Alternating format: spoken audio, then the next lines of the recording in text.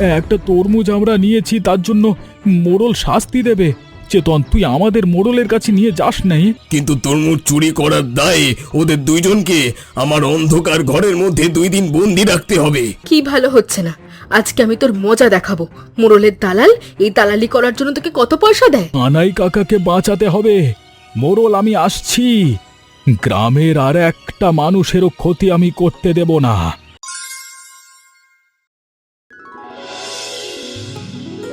এত বৃষ্টি হচ্ছে, তারপরও যেন গরমের শেষ নেই। এত গরমে কাজ করতে একদম ভালো লাগে না। সরস্বতী, আজকের মতো থাকো, কালকে এসে বাকি পুঁই শাকের চারাগুলো লাগিয়ে দেব। চারাগুলো ফেলে রাখলে নষ্ট হয়ে যাবে। যত কষ্টই হোক না কেন, আজকের মধ্যে চারা লাগানো শেষ করতে হবে। দুপুরের মধ্যে সব চারা লাগানো হয়ে যাবে। তা অবশ্য তুমি ঠিকই বলেছ, কষ্ট হলেও কাজ শেষ করি বাড়ি যাব। সরস্বতী, পাশের ক্ষেতের দিকে তাকিয়ে দেখো, কত তরমুজ ধরেছে। বাড়ি যাওয়ার সময় একটা তরমুজ নিয়ে যাব। মোড়লের জমির ওইদিকে নজর দিও না। কথা না বলে তাড়াতাড়ি কাজটা শেষ করো তো। তুমি খালি বকবক করো। কথা বলছি বলেই তো কাজ করতে ভালো লাগছে। সময়ও চলে যাচ্ছে, মুখ বুজে কাজ করলে কাজ যেন শেষই হতে চায় না। এ দেখো, আমাদের কাজ প্রায় শেষের দিকে। তুমি তো কাজ ফেলে বাড়ি চলে যাচ্ছিলে, দেখলে তো কত তাড়াতাড়ি কাজ শেষ হলো। আমার হাতে আর একটিও চারা নেই। এই তো আমারও শেষ। সরস্বতী, তুমি একটু দাঁড়াও, আমি একটা তরমুজ নিয়ে আসি। জমিতে তরমুজ ভরে আছে, একটা তরমুজ যদি আমরা নিই তাহলে কিচ্ছু হবে না। আমার তো ভয় করছে, চোর বলে আবার কেউ না তাড়ালেই হলো। এইদিকে কেউ নেই। আজকে দুপুরে সাদা ভাতের সাথে তরমুজের ঝোল খাবো। গরমে খেতে বেশ ভালোই লাগবে। কি সব বলো না, তরমুজের ঝোল আবার খাওয়া যায় নাকি? জীবনে প্রথম শুনলাম তরমুজের ঝোলের কথা। আমার মা তরমুজের ঝোল করত, তোমার সাথে বিয়ে হওয়ার পর আর তরমুজের ঝোল খাওয়া হয়নি।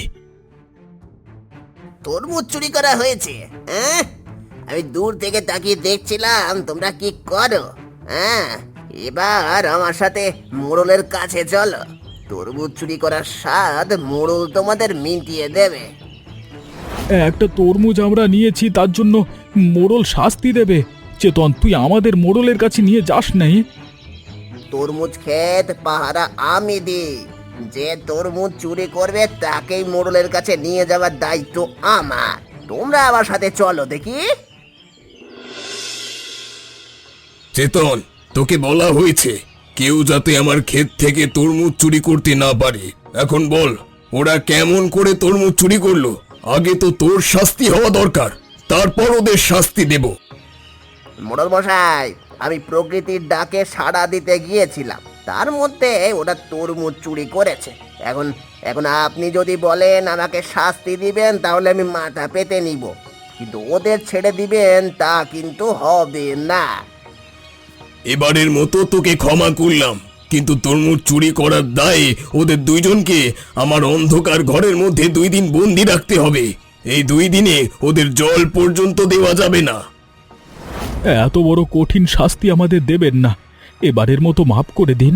চুরি তো দূরে থাক, আমরা আর কোনো দিন আপনার তরমুজের ক্ষেতের দিকে তাকাবো না। দয়া করুন মোড়ল মশাই, আমরা হাত জোর করছি, আর কোনোদিন এরকম ভুল হবে না। এই চেতন, চুপ করে আছিস কেন? তোকে যা বললাম তাই কর। এক্ষুনি ওদের অন্ধকার ঘরে নিয়ে যা। অন্ধকারে তো কিছুই দেখা যাচ্ছে না, তোমার মুখটাও আমি দেখতে পাচ্ছি না। এই ঘরে 2 দিন কেমন করে থাকবো? সব তোমার জন্য হয়েছে। তরমুজ দেখে লোভ সামলিয়ে রাখতে পারলে না। আমি কি জানতাম ধরা পড়লে এত কঠিন শাস্তি দেবে? মোড়ল খারাপ জানতাম, কিন্তু এত খারাপ সেটা জানা ছিল না।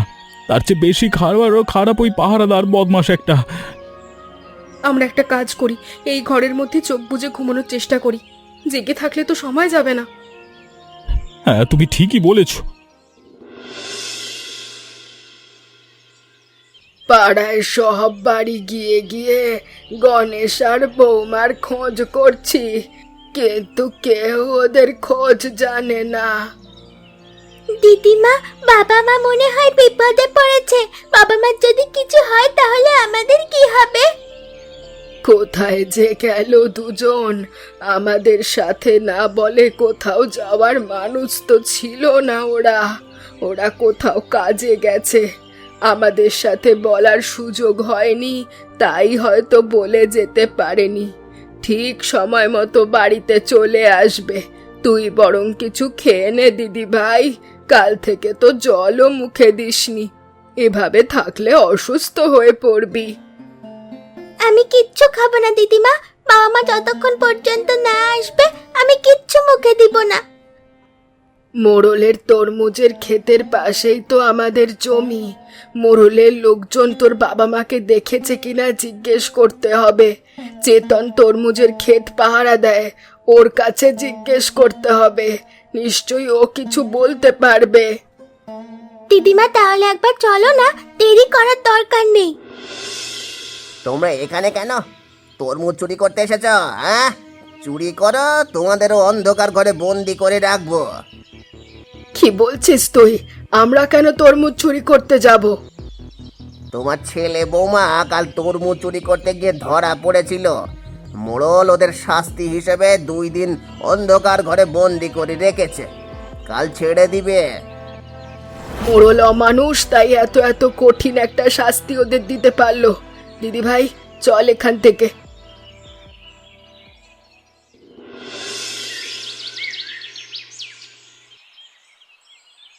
তোমাদের শাস্তি শেষ, এখন তোমরা বাড়ি যেতে পারো।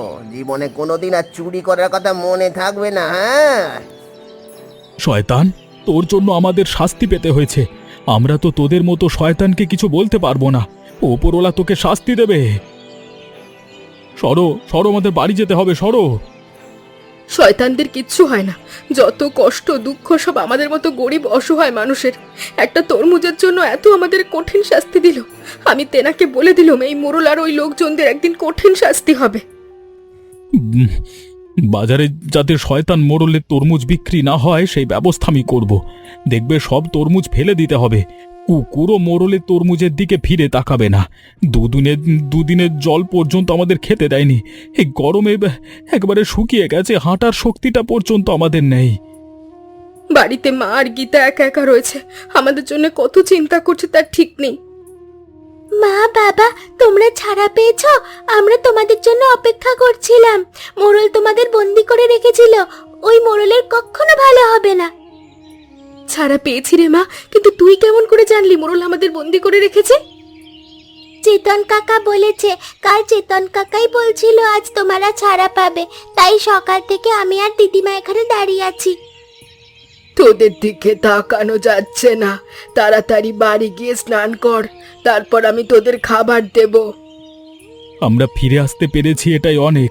সামান্য একটা তরমুজের জন্য আমাদের সাথে এমন করবে ভাবতেই পারিনি।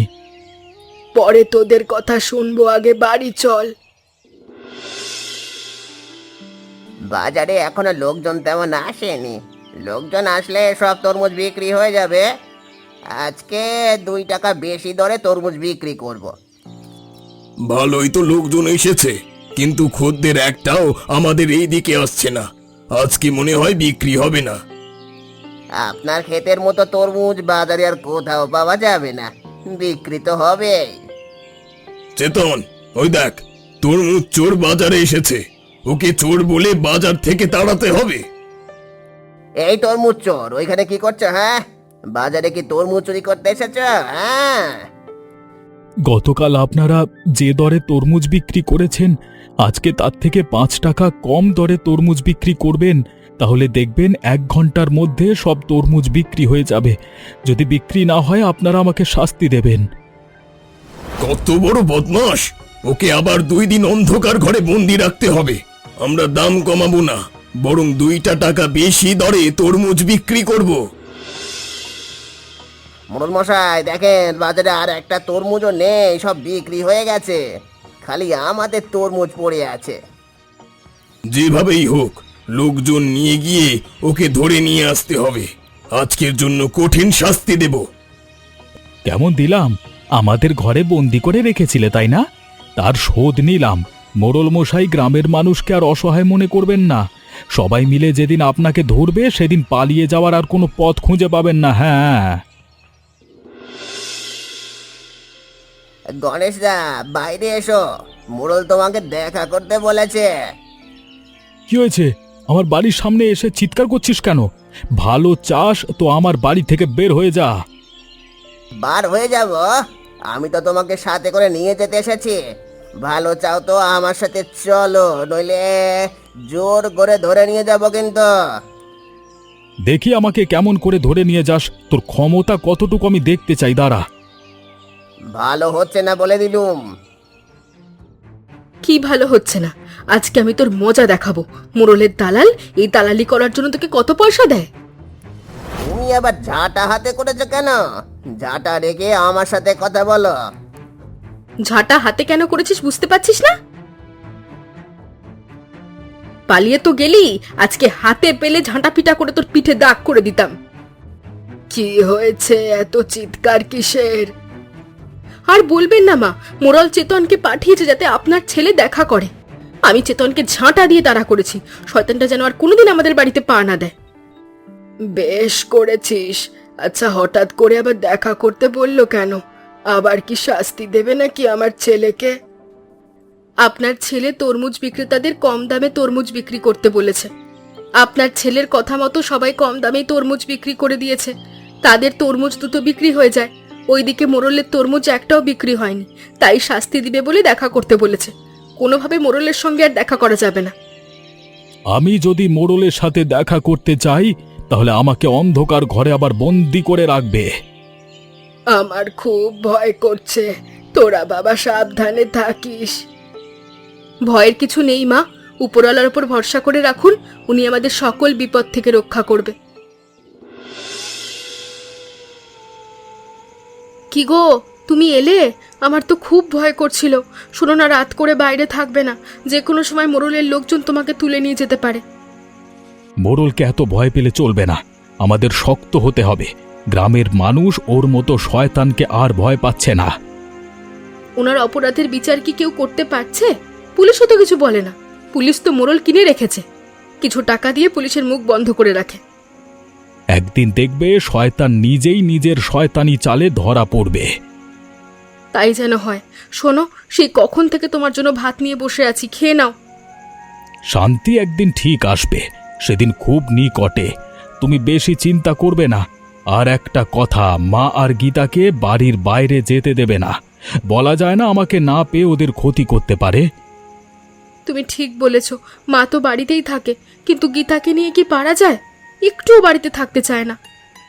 তুমি কালকে সকালে গীতাকে বলবে যাতে বাইরে না যায়। দেখবে নিশ্চয়ই তোমার কথা শুনবে। খেয়ে আমাকে আবার বের হতে হবে। এত রাতে তুমি কোথায় যাবে?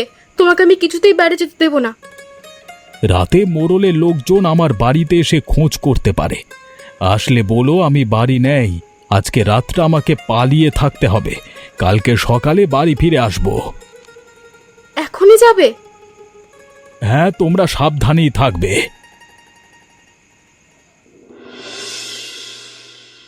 মোড়লের অত্যাচারে গ্রামে থাকা যাচ্ছে না। এইভাবে চললে তো গ্রামের মানুষ শেষ হয়ে যাবে। আজকে সকালে মোড়লের লোকজন এসে আমার দুটো গরু নিয়ে গেছে। কাকা, তোমার গরু নিয়ে গেছে আর আমি আজকে ঘর ছাড়া। বাড়ি থাকলে আজকে রাতে আমাকে ধরে নিয়ে যেত। কি করা যায় বলতো? শয়তানটার অত্যাচার থেকে তো আমাদের বাঁচতে হবে। এভাবে আর বেশি দিন চলতে দেওয়া যাবে না।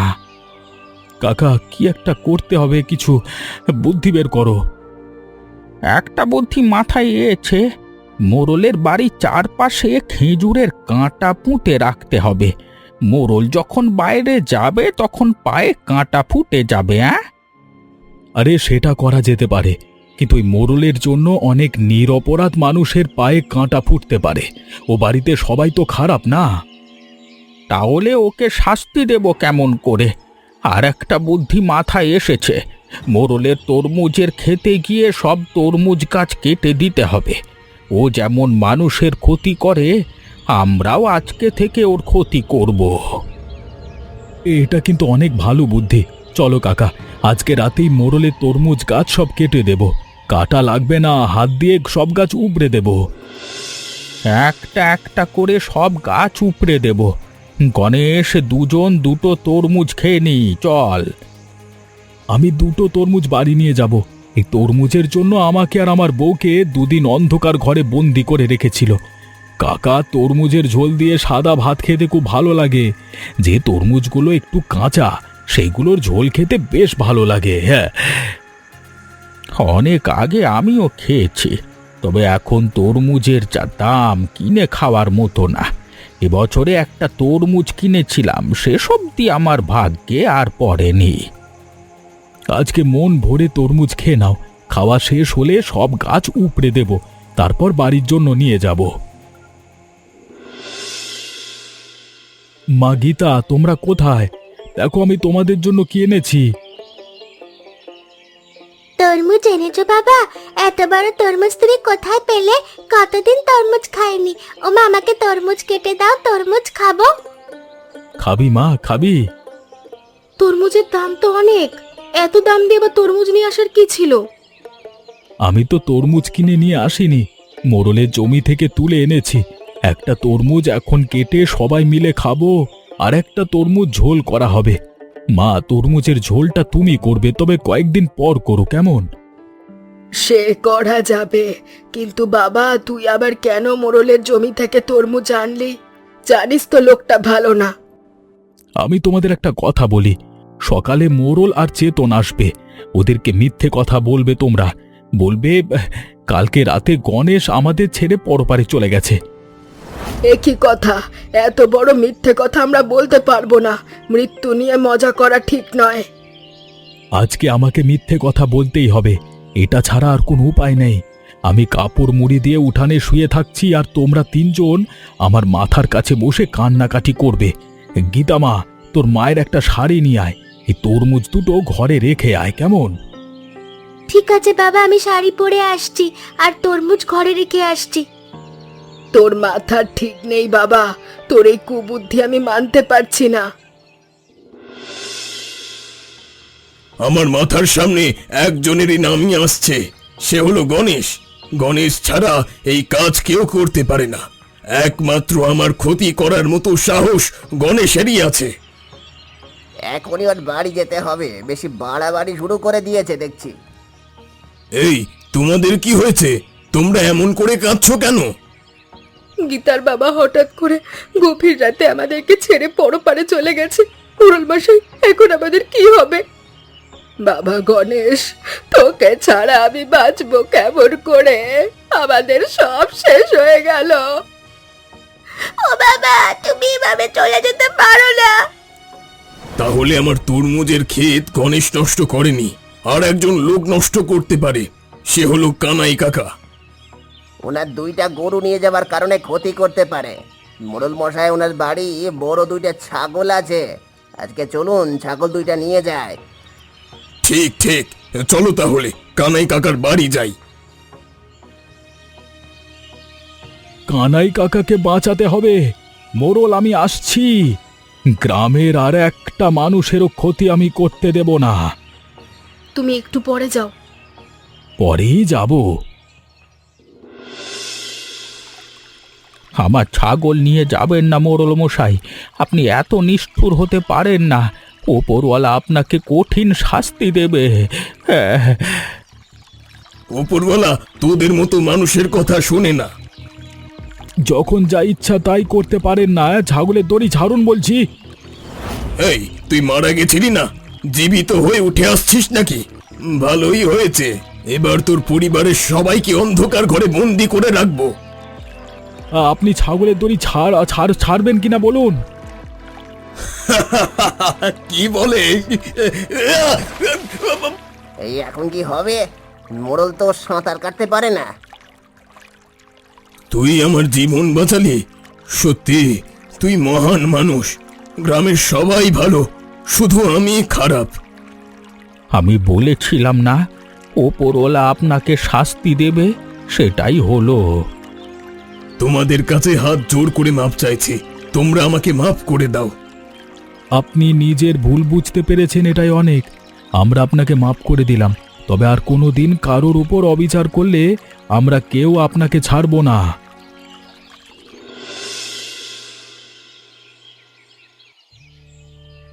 তরমুজের ঝোল দিয়ে তাহলে ভাত খেতে পারছি। মা আগে কত রান্না করত, সেই আগের মতো স্বাদ হয়েছে। মা, আপনি কতদিন রান্না করেননি, তারপরও কত ভালো রান্না করেছেন।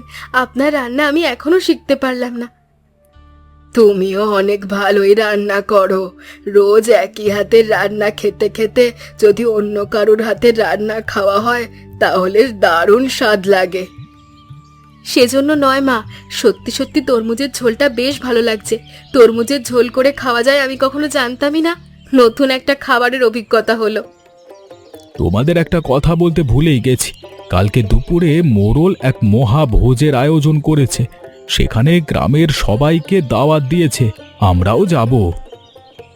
যাক, মোড়ল অবশেষে ভালো হয়ে গেল। এভাবেই যেন ভালো হয়ে থাকে। সেটাই, তবে খারাপ হওয়ার সম্ভাবনা আর নেই।